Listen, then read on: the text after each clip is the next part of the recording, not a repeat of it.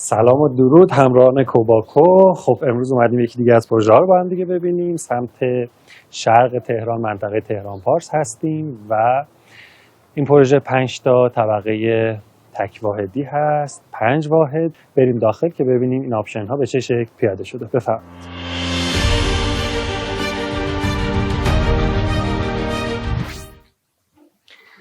خب درود بر شما. داخل واحد هستیم. از همینجا امکانات این واحد رو بخوایم ببینیم با هم دیگه. من لیست‌وار بگم خدمتتون: روشنایی، سرمایه‌گرمایی، سیستم امنیتی، آیفون و سیستم صوت رو اینجا داریم و پرده برقی.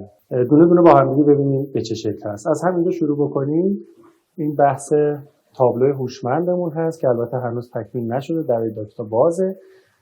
توضیحات این تابلو رو بخوام خدمتتون بدم: آمپلیفایر 2 کانالمون هست، بلوتوث پلیر، 3 تا ماژول آی او، هوم سنتر، بحث اپلیکیشن و سیستم امنیت انجام میده، باتری که شارژش رو هوم سنتر انجام میده، منبع تغذیه 12 و 24.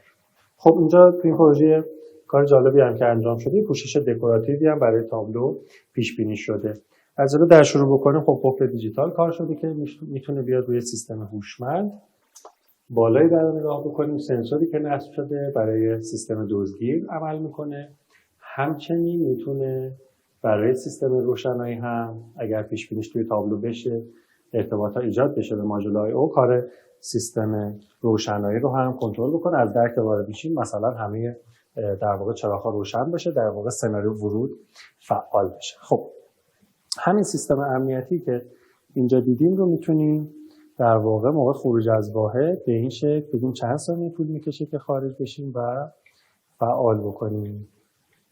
به طور مثال 1 ثانیه یا 10 ثانیه طول میکشه که من از منزل خارج بشم. تایید رو میزنم و وقتی خارج بشم دزدگیر فعال میشه، سناریو خروج و شبیه ساز حضور فرد در منزل هم فعال میشه.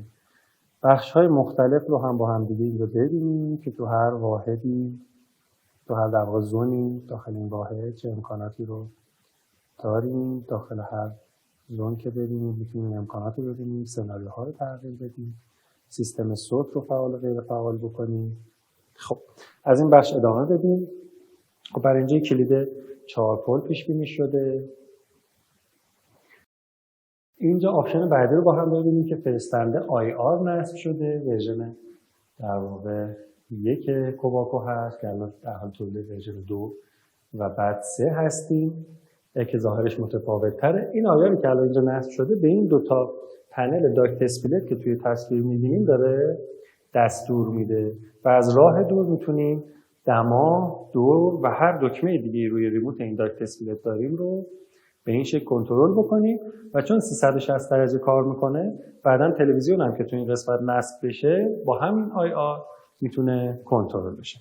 یه نکته جالب دیگه که هست، الان ما این هالوژنی که توی نشیمن کوچیک داریم تبدیلش رو توی 4 تا اتاقی که در واقع اینجا داریم روی کلید 4 پلش پیش بینیشو کردیم و میتونیم کنترل بکنیم.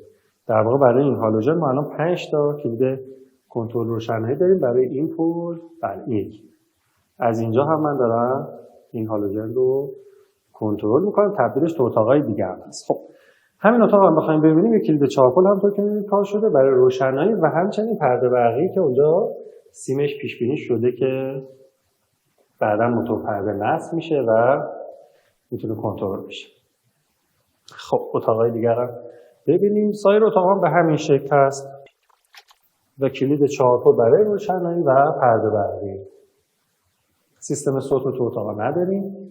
میتونه آمپلیفایر 5 کانال استفاده بشه و در واقع از سیستم صوت توی اتاق هم استفاده بکنیم که تصمیم بر این نبوده. توی سالن هست که خب 4 تا بلنگو کفایت میکنه. اتاق بعدی هم به همین شکل کلید رو داریم اونجا و پرده برقی، روشنایی و اتاق مستر. کلید 4 پلش اینجا نصب شده و همون تبدیلی که صحبتش کردیم همونطور که می‌بینیم از اینجا من میتونم کنترلش بکنم.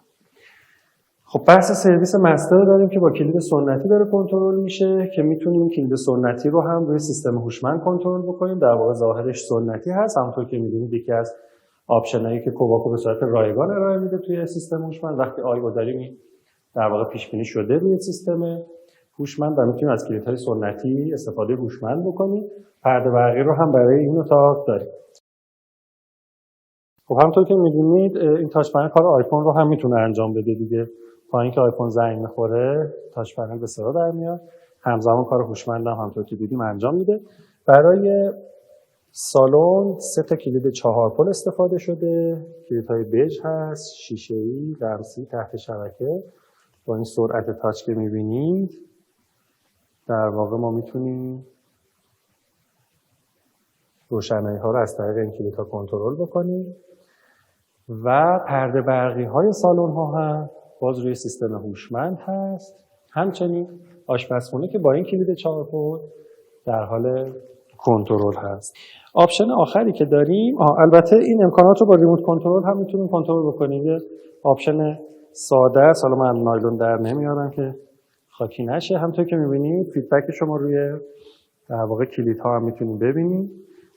پرده برقی، روشنایی، سناریوها و هر آنچه که بخوایم رو میتونیم با این ریموت کنترل رادیویی از هر جای منزل کنترل بکنیم.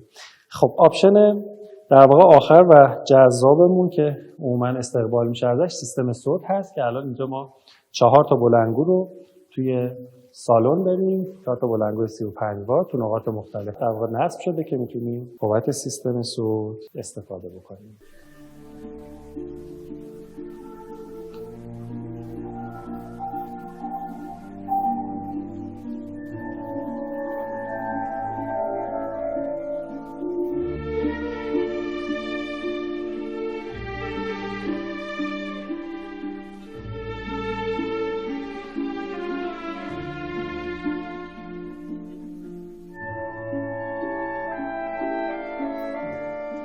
خب ممنون که این ویدیو رو تماشا کردین. امیدوارم که مفید بوده باشه براتون و تا پروژه‌های بعدی کوباکو خدا یار و نگهدارتون.